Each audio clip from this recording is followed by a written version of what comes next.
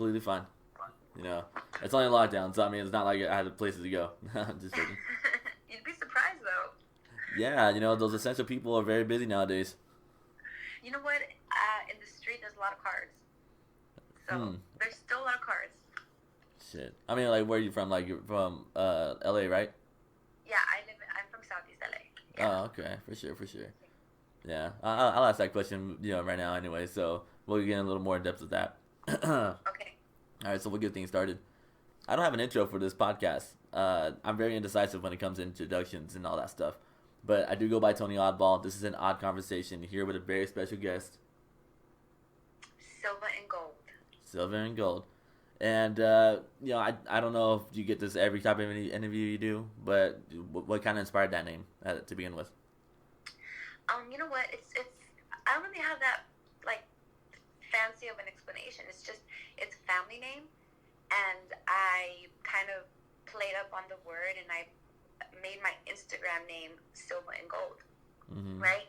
The word Silva is a family name, Silva. Mm. And so I just had it like that for years, and then eventually I started to book shows, right?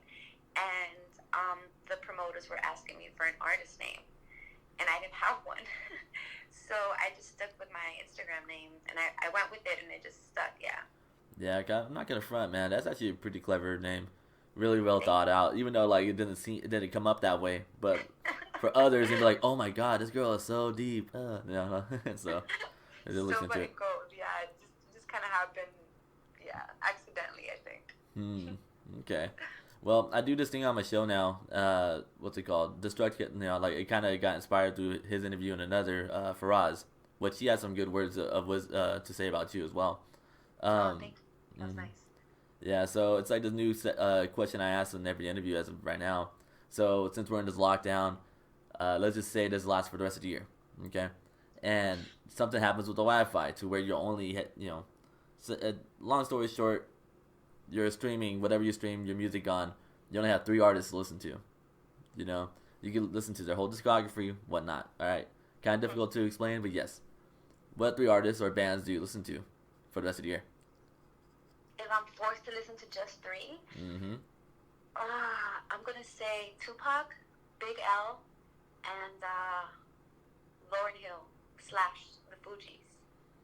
That works. You know, so that's why you also have like those other joints where, you know, like I think, well, don't Big Pun and Big L have like a not a song together, but they have like a freestyle like together.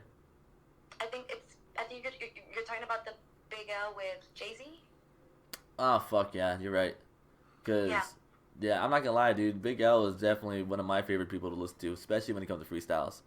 You know, like he had he had I think he was one of the first people to really create those like ahead of its time type of lyricism. You know, like I'm so ahead of my time. My parents even haven't met yet. Like you can't really Yeah. say so much He's from there. he's one of the greatest rappers, I think. He's a big inspiration for me, for Mm-hmm. sure. Since I was a kid, I mean, I probably shouldn't have been listening to him as a kid, but I didn't know any better, and I just admired him completely. So yeah, definitely Big L is one of the three artists that I would listen to. Mm-hmm. Do you have a Front to favorite back, line and or? not get tired. Yeah, I believe it too. You know, there's days where I'll be like driving from like I have some Big L on, and I'll just be laughing like because I'm like, dude, like who the hell fucking comes up with this type of stuff? You know, it's crazy. And that's a good thing. That's a good thing. If you're listening to a rapper and you laugh, it's usually a good thing. Usually. Hmm. Oh yeah, yeah, majority because it's like you laugh because it's like wow, like I would never There's have so thought many about things. using that line, especially when I think the first time I laughed at one of his lyrics was when he said, "As Beavis, I get nothing but head," and it's like wow, that was really really good. That's a good one. Especially Yeah. at that time of you know when it was released because Beavis and Butthead was a real big Yeah. thing, so that's crazy. Do you have a favorite line or like verse, even like song from Big L? I don't have a favorite song. I have so many. He did a collab with Shaheem, Okay. and that was a really good collab because he didn't do a lot of collaborations, you know. So that's one of my favorite collaborations. That song with Shaheem. It's such a dope beat, and he killed it as always. Mm. Um, I also like Street Struck just because it's a really optimistic song, and for those people that know about Big Al, they know that he's not a very optimistic kind of like positive dude. He talks a lot of smack, that song, I think he shows his true colors, and he's encouraging young people, and he's being real, like, optimistic and real. So I really like Street Struck. But I like a bunch of his stuff. His videos are amazing too. So yeah, and it's just a shame, man. We lost him to gun violence, and who knows where hip hop would have been if he stuck around. Like, honestly, this is a far fetched thing, and I feel like it might be typical too. But I think if Big L was still here, Jay-Z wouldn't be where he's at. Interesting. I know that for sure. If Big L was still alive, he'd still be making amazing music. I think he'd be, he'd still be on his style, on his old school style. And I think that he'd probably collaborate with some pretty amazing producers, probably like DJ Premier, for sure. He'd be making music with DJ Premier. He'd be legendary still. Yeah. And shit, so that's good to know that he's like a really big inspiration on your music. Are there any other inspirations that really help you, build your craft? Yeah. The three artists I mentioned are big inspirations to me. Big L, Tupac, Lauryn Hill, and the Fugees are big inspirations. I really like the RZA, and I saw his battle with the DJ Premier. Yeah, his battle with DJ Premier. That was dope because I love RZA. His album Bobby Digital was one of the first albums that I listened to front to back when I was younger. Again, I probably shouldn't have been listening to that, but it is what it is. It was at my house. My brother had it, and I played it front to back as a kid. So I really like Bobby Digital. That was a really cool album, really eclectic. So RZA's up there for me. Who else? Those are my top four. There's a Christian artist named Jay Gibbons. Okay. He's somebody that I really love too. I love his complete catalog. I think he's really, really dope, really different. I like him a lot. Yeah, I'm not gonna lie. Some of those Christian rappers actually have some really great music. Like Andy Mineo I think he's like a popular one, but he's one of the people I look up to when it comes to like specifically Christian rap. But you also got like Derek Minor and KB, all these different ones and stuff. And you know about these Christian artists, huh? Yeah, well, I mean, I like the whole craft as it is, so I mean, I try to listen to everything. Like this. Dope. Yeah. I love Christian hip hop. I'm not too big on Andy Mineo, to be honest. I don't like his style just because I'm a little bit more old school. But if I had to name some of my top favorite Christian artists, Jay Gibbons would be up there. Propaganda, Show Baraka, and believe it or not, Murs. Yeah, I was just gonna say I found out about Propaganda through Murs. Yeah, Murs is one of the craziest. One of the girls I dated back in the past, she was the biggest Murs fan. And I only knew of him. I never listened to him. But she put me on a game with him. And then, I got suckered into it, like, quick. So, and then I found out about Propaganda afterwards. Yeah, I love him. I think he's so sick. So, I love Christian hip-hop, too.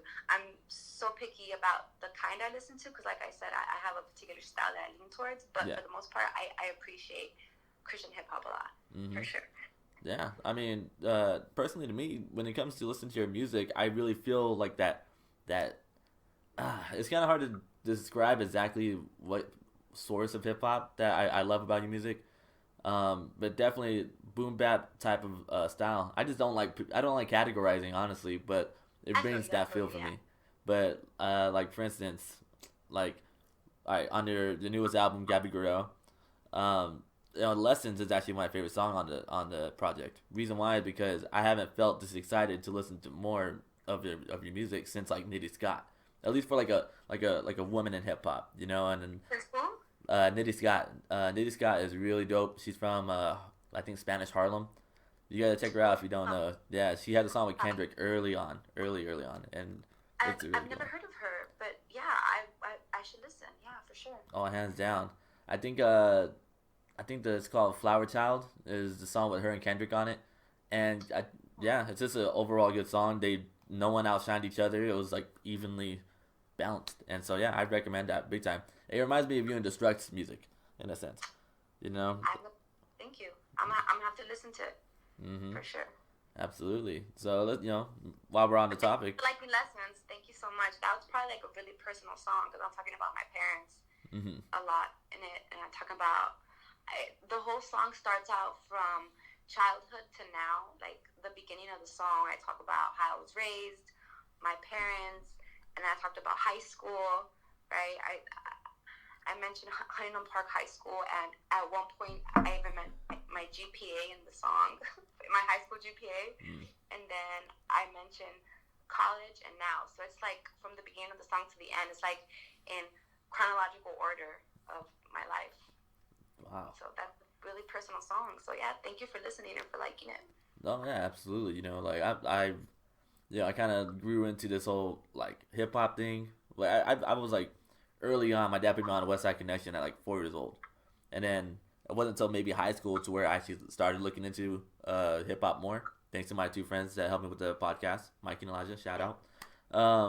And after that, yeah, I just been in love with it since. So when it comes to like listening to the lyrics, comparing it to the beats and everything, it really has a different impact when you check the music out. So that's what I loved about the whole Gabby Guerrero album. Like even what was it, Claramente? You know, Yeah. yeah. Like from personally to me, I'm Mexican. Believe it or not, I look white, but I'm actually Mexican. But Oh, not. yeah, but just like most Mexicans in California, they don't speak Spanish. But you know that they do take a lot of lifestyle, and you can't deny that. And it's something that like I'm proud of, with having that Hispanic heritage. But that song, I don't know what the hell you're talking about, honestly. But You don't speak Spanish? that's another thing. I don't speak Spanish, but that's why people think I'm white. I have blue eyes on top of that, so it makes it even Wow, worse. you have blue eyes. Yeah, so Hmm. you look white. Yeah, absolutely. I'm wearing a hat right now because the barber shops are all closed, so my hair is all jacked. Yeah, I understand. Wow, I didn't know you speak Spanish. Well, thank you for listening either way to my Spanish song. Well, that's the thing though, is that like even though it's a Spanish joint, it's like a really great song to even have like playing in the background. Like it's one of those feel good songs. I wouldn't mind playing it on a date if when I go out and stuff, because it's like It's cool. And it's, yeah. most women I date speak Spanish, so it's like even better. They might be thinking, "Oh, you put some thought into this," and I'll be like, "Yeah." Wait, who speaks Spanish? Like most of the women I date, so it's like, Oh, okay. yeah, that's what I'm saying. Like, so it'll kind of throw them off, and they'll be thinking like, "Wow, he does his homework." I'm like, "Yeah, yeah," but it's a Yeah, really good song. when I first started to make music, it was a must that I include Spanish in it. It was just automatic for me. Mm-hmm. So when I started, I was like, let's do this because I gotta do this because I didn't see anybody else doing that in hip hop, rapping in Spanish and English, being from Los Angeles, and so I said, you know what, it's missing. We need more Spanish in hip hop because we need some representation not only for Latinos and Hispanics, but also representation for hip hop, like real hip hop, like, and so I needed to somehow include with that. I needed to somehow include like genuine hip hop, whatever genuine hip hop means to you. I have my own definition of what genuine hip hop is. I needed to be genuine about what is hip hop, and I needed to do some Spanish. I needed to, and I'm so glad that I'm doing it, and I'm not gonna stop. Oh, hands down. I mean, personally to me, that's what kind of drew me into like Snow the Product back when like she was on the come up, and so yeah, she always rides for the Latino and Latinas, everybody in the Spanish descent. So yeah, I mean, I definitely feel that there's a place in hip hop that they need that. There's a lot of black and white talk, but you don't hear no brown speeches inside that mix. No. So I'm glad to represent. Very glad. Yeah, and shit. Well, overall, listening to the Gabby Guerrero album, which just came out months ago, right? November. Okay. November last year. It's been about 5 months now since it's been out. And personally to me, there's a lot of talk about pretty much everything that you could probably encounter, at least as a woman, because there's songs on there that remind me of back when I used to be a creep and used to like like hit on girls and shit, and like not every girl walking by, but like I wouldn't mind getting shut down sometimes if it meant to have an opportunity. What song are you referring to? Ah, shit. Honestly, man, I'm not gonna say it right now because it's gonna be kind of embarrassing for myself. But Oh, come on. what song in my album reminded you of your creeper days? Shit.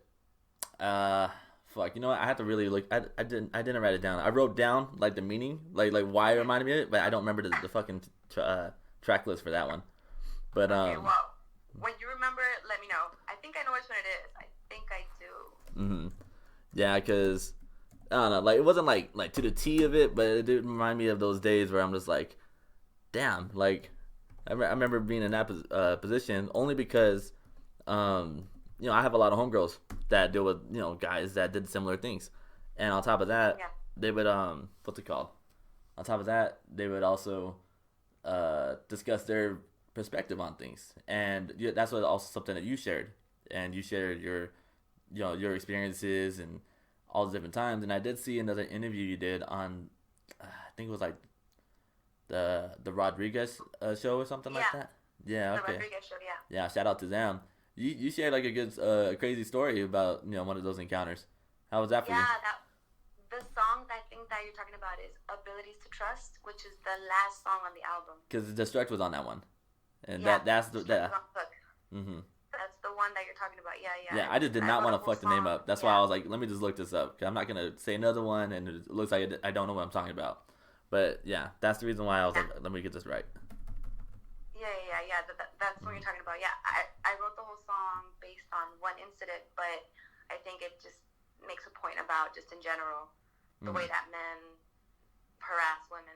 You know? Mm. Yeah. Yeah. So again, I feel like that needed to be said. Yeah. I mean, For like, sure. and for a record, because like when you say something out loud and just it's just a bland statement, they just categorize you. Like I wasn't like I was like that disrespectful in public or like for No, I a lot of women. understand. No. But no, it's funny because they're I've watched podcasts that had sex expert as a guest on there, and they kind of say like, oh, like what's rape culture and what isn't, and what's harassment and what isn't, and it's like, damn, like I didn't know like a lot of stuff I did was fall under those categories, and Yeah. yeah, and so you kind of just like learn from it, and it's like, all right, well, I didn't really know no better, especially since I've seen Yeah. it all my life, so ever since Yeah, I think it's just a product of your surroundings. You know what I'm saying? Like sometimes we are a product of our surroundings, and it's not really our fault all the time. Mhm. You know what I'm saying? Because we were kids, and whatever we saw our older siblings do, or I don't know, our uncles, our parents do, we just thought that was normal until we get old enough to understand like certain things that we were taught as kids, or certain things that we saw as kids were not right. You know what I'm saying? So it's just, I mean, it is what it is. But I'm glad that we're all growing up and we're learning. Yeah, hands down. And hopefully we can teach the younger generation what they didn't teach us. I mean, like, do you have any children of your own, or do you plan on having No. children eventually one day? Sure, yeah, I would love to have kids one day. I have a lot of nieces and nephews, though, a lot of them, and I actually keep them in mind often when I make music, believe it or not, which is probably weird because it is hip hop, and hip hop can be a little bit vulgar, but I can't help but to think about my nieces and nephews whenever I make music. Oh, I can't help it. I love them so much, and I want them to hear my music. So, yeah, absolutely. And that's the thing. Like, regardless of like how old you are, you're gonna be facing that vulgarity, but one day you're gonna have to like learn from it. And so, but it's also takes your maturity to take away like what's face value and what's the actual meaning behind it. So yeah, I mean, I still talk shit. I just talk shit in a more, I guess, I try to be appropriate with it, but I still talk shit. I don't think there's anything wrong with talking shit. I think we all have to talk shit at some point. It's important. Yeah, exactly. It's important to teach your kids how to talk shit too, but it's how you do it. You know what I'm saying?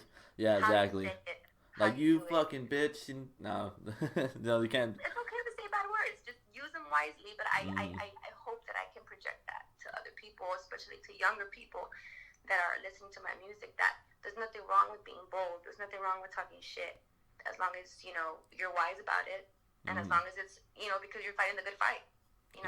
Exactly. You gotta pick your fights wisely. Exactly. So. But fight when you have to. Then you gotta fight. Exactly. And when it comes to shit talking, you ever gone to like the battle rap type of like thing at all for yourself, like high school? Not me personally. I've never battle rap before. I seen them and I've actually been a judge, because I do like it very much. I like it very much, and I admire it so much, and I watch videos, and so I have had the privilege to be a judge. But me myself, have I done it? No, but I would be open to. I would, if I'm given enough time to practice and to prepare. I would be down. Okay, because another song that you made was actually called Locksmith, and that reminds me of a battle rapper. You know, a battle rapper named Locksmith, and he's also a killer MC as well. Yeah, he is. Yeah. Yeah. So, what kind of inspired you to make that song, and let alone title it Locksmith? Well, you know what? I had no idea that there was an artist named Locksmith when I named the song. I didn't know. I actually discovered Locksmith after the song was written and recorded, but it has no association with him at all. But I wrote Locksmith. Funny story about Locksmith, actually. Fun fact: that's the first song I ever recorded. Like ever. Like this is even before I even met Destruct. So I had recorded it, and I put it on SoundCloud, because I didn't know how to put music anywhere else, and I found a beat on YouTube, and I just used that beat, and I recorded over it with some friends, and that was it. And then fast forward to working on my last album, I was blessed with a new beat, like a fresh beat, so I just did that song over a new beat, and I called it Locksmith Remix.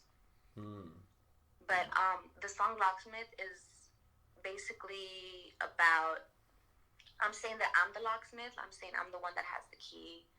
That's what the whole song is about, essentially. And what I'm talking about in the song is about, I'm talking about hip hop in the song, and how, like, if you listen to the whole thing, it's basically like a story, and I'm calling hip hop a female. She's a female, and she's locked. She's trapped. Yeah. You know, she's trapped inside of a room, and she has, I guess, she's held hostage type thing. And so that's the whole concept of the song. And I'm the locksmith. I'm the one that has the key to get her out. So that's what that whole song is about. Yeah. Yeah, man. I'm not gonna lie, dude. I love it when people compare hip hop to a woman, or just in love in general.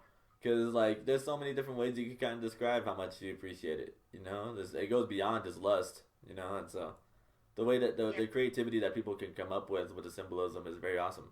So, yeah. Thank you. Yeah, I was inspired by Common. Have you heard his song, I Used to Love Her? Yeah. Yeah, I was inspired by Common. Of course, that's one of the best hip-hop songs ever. I think so, at least. And so I just kind of made it a twist, because I feel at least that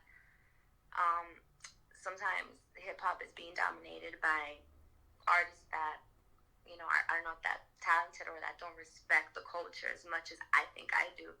So, and that's what I'm saying in the song. Like, if you notice, I'm talking about mumbling. I say mumbling. I'm connecting that to mumble rap. Yeah. And I say that in the song. So, yeah, I don't say it directly, but I'm associating that with mumble rap, Yeah, absolutely. Can we talk about this typical state of hip hop conversation? Like, what are your thoughts on that? Yeah. You know what? I feel like whack rappers have always existed since the beginning.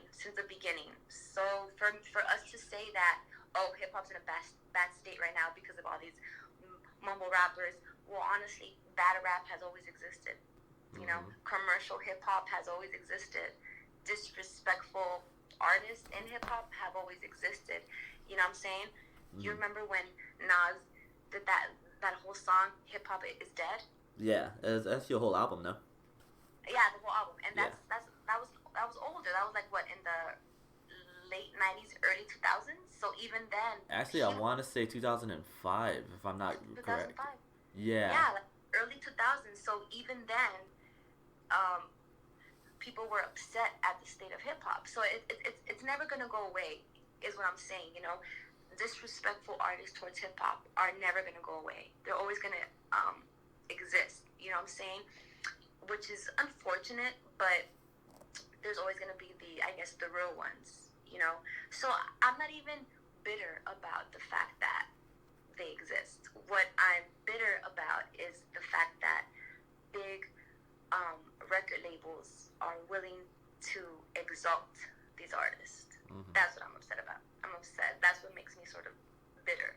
The fact that these big record labels that are owned by white people primarily are willing to pay and exploit these young, black artists that some of them are not that great, Mm-hmm. Well, these and record labels always ran by people that don't know anything about the culture. they're just in it for the money, Exactly. and for some type of attention, even if the attention is bad attention, Yeah. and because they're willing to exalt these artists that I don't think are that great, they're giving hip hop a bad name. Mm-hmm. They're giving hip hop a bad face, and so other people that don't know about the culture, they look at hip hop like it's all the hip hop is bad. It's not quality music. It's about drugs and alcohol. No, no, no, no. Hip hop is not good. And then they start exalting other genres when in reality hip hop is the best genre. But we can't sort of convince you that hip hop really is dope, because unfortunately the face of hip hop is these other artists that have no respect for it. So that's the one thing I think that gets me upset the most. The fact that the face of hip hop in the mainstream can sometimes give us a real bad name. Oh, And absolutely. it's a bummer. It's a bummer because hip hop is not like that. Hip hop is about knowledge. Mm-hmm. It's about fighting the good fight. Like, it's about being political. I'm saying that is what it is. yeah, so It's someone. about celebrating. It's about unity. Mm-hmm. But people forget what it is. That is what hip hop is. Yeah. And it sucks. There's someone that did state. I think I don't know who it was. I'm gonna get scolded for it by real hip hop heads. Where I think they said, hip is the knowledge, hop is the movement, or something like that, somewhere around that line. And so, if that's an actual statement, put it in the comments or something. I don't know, because I would love to know who said it. I'm too lazy to go Google it myself. But And you know what? Even in the song Locksmith, I talk about the fifth element. I don't know if you remember. There's a part in the song where I say fifth element, her soul, and the fifth element is knowledge, right? Mm-hmm. So even then, it's like knowledge is another branch of hip hop. Yeah, absolutely. Because you also have like branches like the party or the rebellion part of it, even even the art to it, like the graffiti parts, and that's why when I first seen the title, a lyric, acrylic banger, I was already thinking, oh no way, there's like a graph song right here, because like there's women, it's like just like yourself talking about the nails, and of course I didn't start really realizing that was an actual thing until maybe 2 years ago, but in high school, I used to have my tagger days a lot, like just like almost anybody. And yeah, they used to always have acrylics and stuff, and always like brag about like what kind of graffiti supplies they had. So I've always thought, oh, dude, like, like cool. This is gonna be the graffiti joint right here. Like, I'm gonna be seeing this on those videos. I know. That's why when I heard the song, I was like, oh, okay, this is totally different. It's in the video was. I love the video because it kind of brought it back to like those raw, like grimy hip hop days, especially being inside the fucking laundromat. And even their style as well, on top of that, it brought back the whole like come up feel, because nowadays people just want to do whatever the biggest video is, and they want to reenact it, while you're just kind of also showing gratitude from the history of it. And so yeah, I really appreciated that video. I actually shot that video in the block that I was raised in. So I feel like I really wanted to showcase like that block, because that's where I was raised. That liquor store I went to all the time, that laundromat, even the Shamrock Club. I've never been there before because I was too young, but the outside of it was so iconic to my childhood. So I needed to shoot it there, and I'm so glad I did. But yeah, acrylic is, I guess I named it after acrylic nails, but it's so much more complicated than that. The song is a little bit more deeper than I sort of intended it to be. At first, it was supposed to be kind of a funny song, like, oh, I don't wear acrylic nails. But as I progressed with the lyrics, it just got deeper and deeper and deeper, and I made it about something else. But yeah. Yeah. I mean, I personally love it.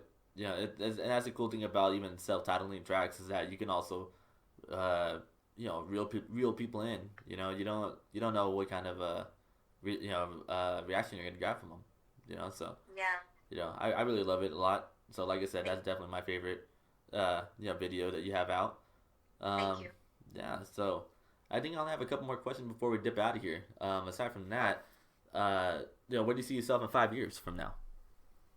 In 5 years, I'm hoping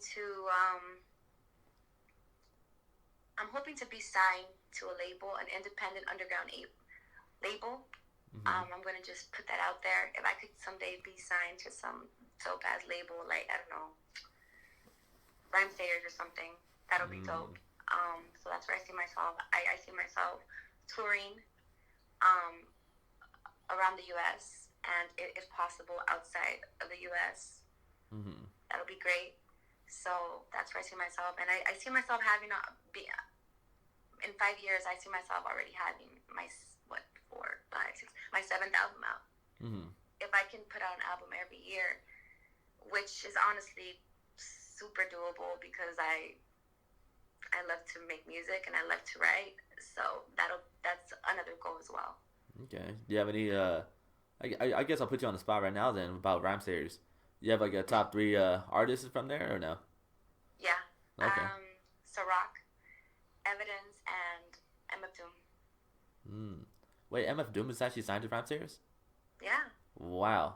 I thought I would. I know, right? I thought I Whoa. would have remembered that. Because Yeah. there's times where I'm thinking like, oh, is he still gonna be creating stuff? If is he not? Blah blah blah.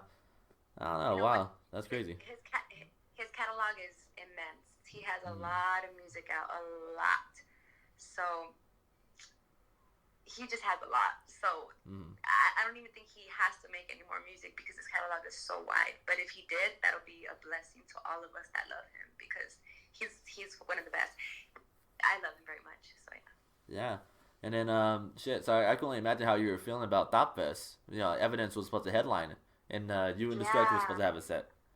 You know. Yeah, I was super bummed out, because I was at Thought Fest last year as a guest, as somebody in the audience, and then to be on the lineup the following year was like a blessing, you Mm, know. So I was really excited about that, but I always gotta think positive, and I always gotta remind myself that everything happens for a reason, and that God orchestrates everything the way that He thinks best. And so I had to understand that concept and understand that, look, mm-hmm. everything happens for a reason. And just like the old saying goes, things get worse, but things get worse before they get better. That's the way things work in life, and I'm understanding that right now. And I think it's for my life right now. This whole pandemic thing, like this being quarantined, made it so that all these shows got canceled, these great shows. But at the same time, like, I know that we're gonna come out of this much better, and so I'm looking forward for the future. I am. I'm not gonna be sad about it anymore. Mm-hmm. Yeah. And so performances wise, I mean, like, do you have any memorable like stories, whether it's you performing at a certain location or just on the way there, or something that happened at the event? Like, are there any standout memories that you have that you would like to share? From my past shows, Mm-hmm. yes.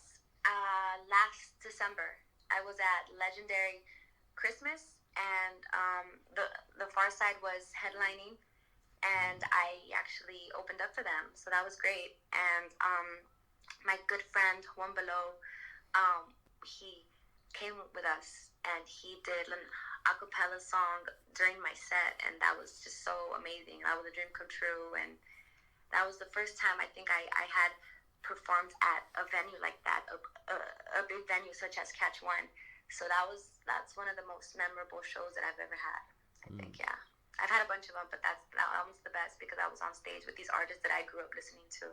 I was on the same stage with these artists that I grew up listening to. Like, I was just like freaking out. So Yeah, I'm not gonna lie, dude. I remember seeing Farside at what was it? Back to the Basics. I can't remember what year exactly it was. Maybe like 2015 or 16. back And to I think that, yeah, yeah. hmm that was when Jedi I Mind Tricks was headlining. Jedi Mind Tricks. Nice. Yeah, That's dope. and Farside was actually one of the early acts. And Mm. when they performed, like I was like, it's like I know the single, but then when it came to like seeing the whole set was great. But when they performed "Running," everybody was like from the top of the observatory down to the very front. It was just like everyone singing it. Like they didn't even have to say nothing, and it was Ah, a great sick, energy right? in the air. Yeah, like I got chills even talking about it right now, and it really brought back Passing memories. me by. When they do passing me by Hmm. live, crazy for sure. That's why, man, and so that's definitely one of my like to the grave type of songs. It's like hard not to just keep it on repeat sometimes. You Oh know. yeah, one of the best hip hop songs ever for sure. That one's one in there for sure. Hmm. So let's do like a Mount Rushmore type of a talk. But let's go with I guess like you could say this generational artists. Because everyone always says the typical Pac and Biggie. And I want to try to mix things up a bit because we do have another generation we need to look at as well. Okay, And okay, so okay. yeah. So like to you, I guess you could say top four. It doesn't have to be regional. It doesn't have to be just straight legendary status. It's like personally to you, who would you put on your Mount Rushmore? Top four Mount Rushmore. By generational, you mean like Like it, current artist? yeah. So like let's say like within the last 10 years. The last 10 years. Okay, so new artist, last 10 years. I'm gonna say wow, there's a lot of them. Hmm. I'm gonna say okay, generational artist. Man, I feel like there's a lot of women that I want to name because they're so sick. I want to say, there's so many generational artists. I'm gonna say it. I really like Joy Badass. Mm. I think he's really dope. I don't know why he hasn't made music recently. Um, but I'm hoping he comes up with something soon. He's so sick. So Joey Badass. Um, I'm gonna say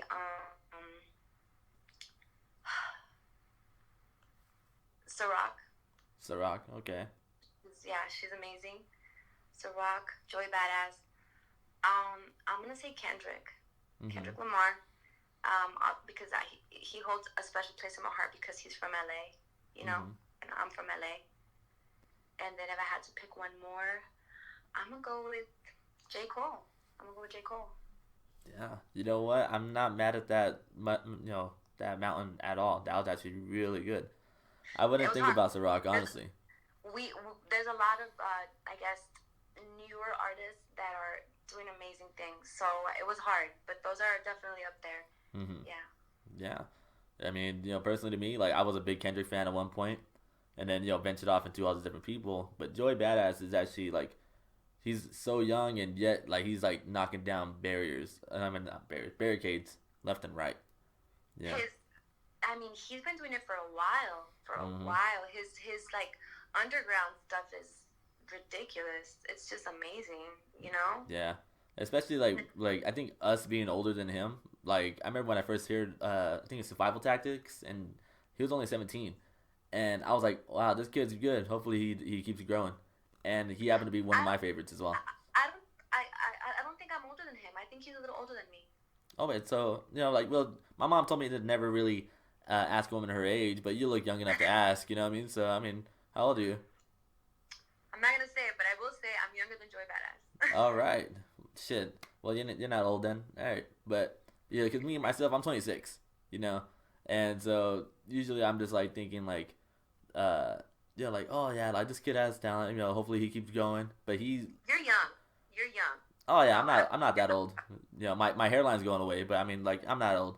So, you know, you're super young. You're hmm. young. Young. Don't trip. You're young. Yeah, but yeah. Anyway, sorry, that just totally threw me off in a sense, but it's all good. Uh, yeah, but yeah, Joey Badass, he really is gonna be making a lot more moves. I seen him at the Beast Coast show last year. He at Where? last year he played at the oh man, it was at the Greek Theater. There he is. Him and the Flatbush Zombies headlined a tour, and Cool. yeah, it was a really good show, and he performed like a new song on there too, which I'm really interested in checking out. because it's definitely one of those like I've soothing ones. Mhm. Yeah. I've never seen him live before. I would like to, but I've never seen him. Oh yeah. I highly recommend it for sure. I've seen him like 3 times technically. Mhm. That's dope. That's dope. Damn, 3 times. Okay, that's cool. You are Yeah. a fan. Yeah, man. I love hip hop, man. I love going to concerts. Like that's why there's a lot of artists I've seen multiple times. Like I'm excited to see Farside again, and I want to see Murs. I still have never seen him. Yeah. Yeah, I want to see Murs and Atmosphere. Definitely, I've never seen Atmosphere, and yeah, I love Atmosphere's music so much. I saw Atmosphere at Rock the Bells when I was very young. I was like 15. Shit. So I saw Atmosphere one time, but Murs I've seen multiple times. I've seen him so many times. Man, lucky ass. Like I get a little bitter about it, man. There's so many people I want to see live still. Like I get to say thanks to Coachella, I seen DMX like twice. Wow. Mhm. Yeah. I've never seen DMX and I wanted to see him so bad this last time, but his tickets sold out. Oh, hands down, dude. There's so many like because it's like remarkable. You never know when it's gonna come up again, and so with him performing, Man. it's crazy. I wanted to see DMX so bad. I love DMX. I think he's dope. I really do. Mhm. I love DMX. You know who I've never seen that I'm heartbroken that I'm never gonna be able to see them because they're already officially like retired.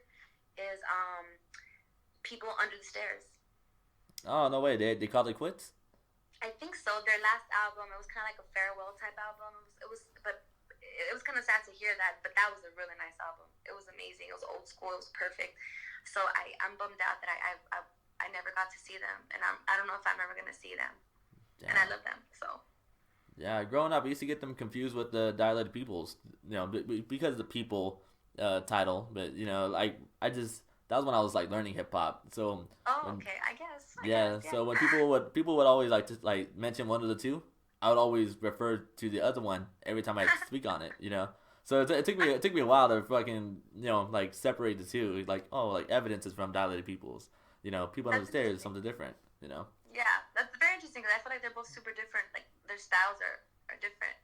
But yeah. I guess I can see I can see how you get confused. Yeah, I think it's also like one of those things when you're still learning, like more about hip hop. It's let's say that like for instance when I was still learning about hip hop, like I'm learning every day honestly. But in my early times, I used to get Lauryn Hill and Erykah Badu mixed up sometimes, only because like they were the two names that were always mentioned when it comes to females in hip hop, and so yeah, I would never like I would know the songs, but I would always like flip the names sometimes, and it's because like I don't know, it's like I'm still learning as I go, and so that, I don't know, I'm weird. My learning strategies are just everywhere. It's never just simple. I don't know. It's weird. Well, I hope you can distinguish both of them now, right? Oh yeah, of course. Yeah, that was back in high school. So. Cool. Yeah. That's dope. I love Lauryn Hill. I love her so much. I love her even outside the mic. I like to listen to her speeches and stuff. Mhm. I think she's so sick. Yeah. Yeah. She's definitely an inspiration for me. Is she also it's her that has released a new perfume line, right? No, Lauryn Hill. Yeah. I don't think so. Yeah, I don't know. Like this, I'm gonna look it up after this, but I think it was Lauryn Hill that released a perfume aroma line with the smell of her her vagina. I don't know. It's weird. I don't think her. I don't think Lauryn Hill did that. Yeah, I'll look it up because I do remember hearing about it just because of this whole podcast. I mean, like, what else are you gonna do at this time of the day? And yeah, I don't think it was Lauryn Hill. It must have been somebody else. Let me see. I really hope it wasn't Lauryn Hill.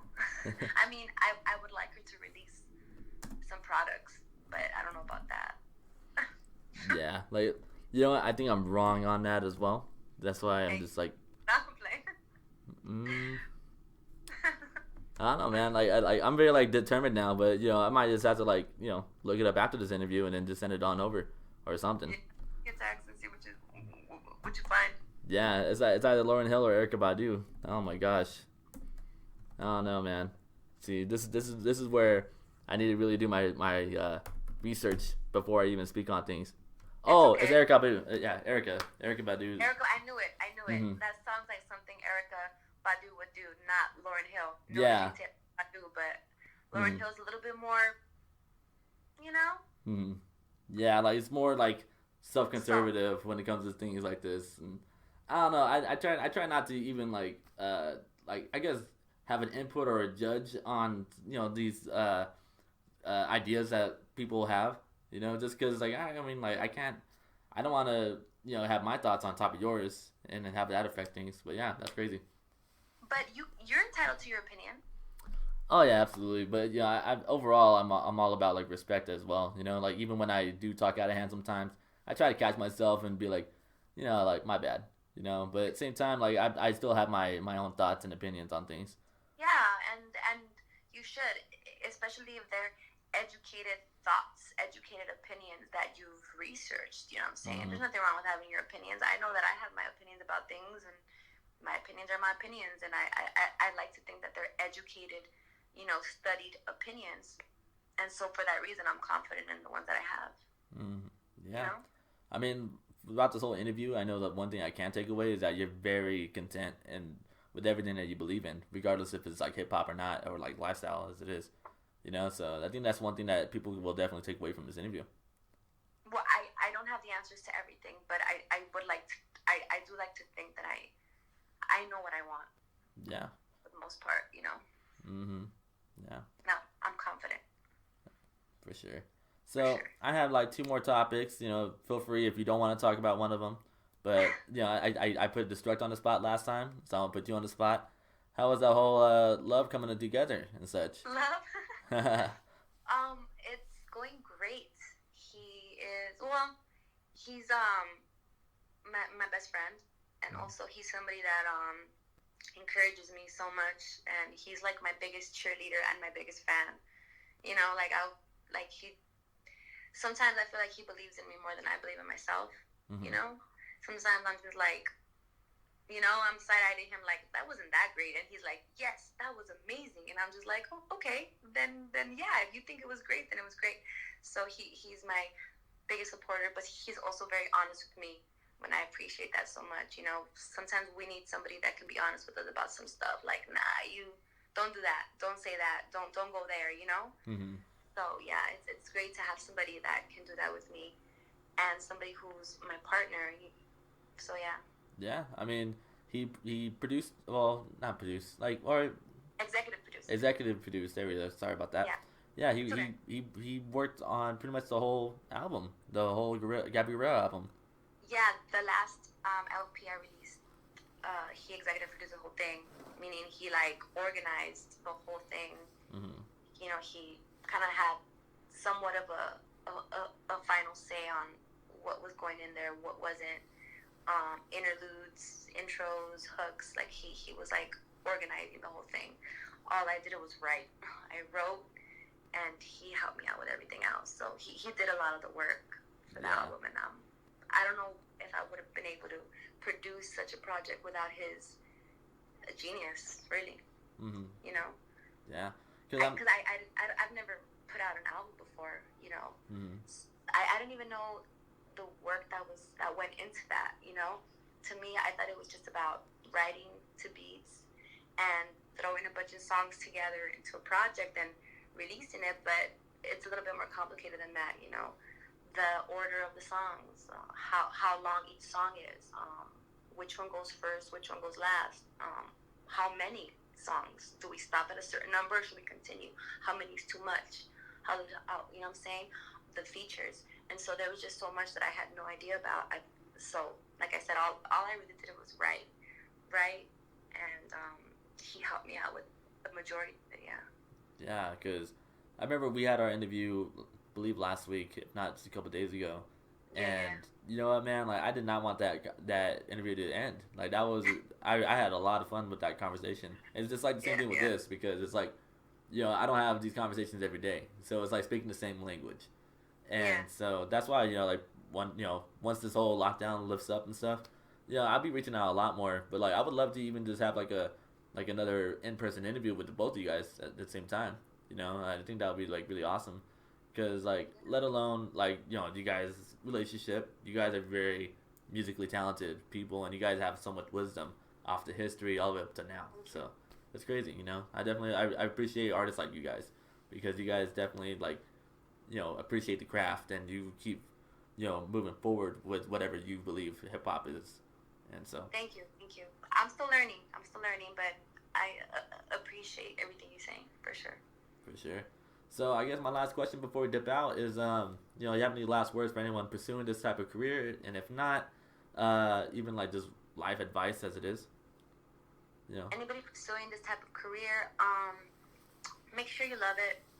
Don't waste your time. Don't waste anybody's time. Make sure you love it. Make sure you respect it. And another thing is, if specifically if you're a female trying to pursue this, if you're trying to get into hip hop as a female, just know that it is harder for you. And the only way to really try to be successful is to make sure your talent is undeniable. That's the only way to do it. Your talent has to be undeniable. So work on your talent so that nobody has shit to say about you. Dang. I like that. I like the way you ended it right there. Really good. Thank you so much. Yeah, man. Well, thank you again for even giving me your time of day. This is awesome. I really excited to get this one out. Thank you so much, Tony. Thank you for hearing me out and for listening to my music. We have more music coming out. I have another album that I'm working on already. So I'm looking to fall for it to come out. Can we get any details on that before we dip? Yes, I have features on this one because on the first project I didn't have any features except for Destruct. I had them on 2 songs. Yeah. But on this one I have features. I have features. So I'm excited that I'm working with other artists that I feel are super talented that I've been wanting to build with, and so yeah, I have features on this one. I'm excited to show you guys how I sound with a feature. Jeez, can we get like an exclusive at all or no? An exclusive what? Like insight about like who's featured on it, or even like any kind of message from the album? You know what? The album has a different style than the first one. The first one was more upbeat, very upbeat. This next one is more mellow, but still boom bap, boom bap for sure. For sure, cool. You know what, man? I'm happy about this podcast. I'm very confident this one's gonna do numbers. Thank you so much. Thank you. I appreciate it once again. Absolutely. We're gonna get a part 2 on you mother effers. Well, just like an intro, I don't have an outro as well. So I go by Tony Awdball. This is the Odd Conversation here with a very special guest, Silvandgold. Sweet. Thank you so much. Thank you for having me. Bye. See ya.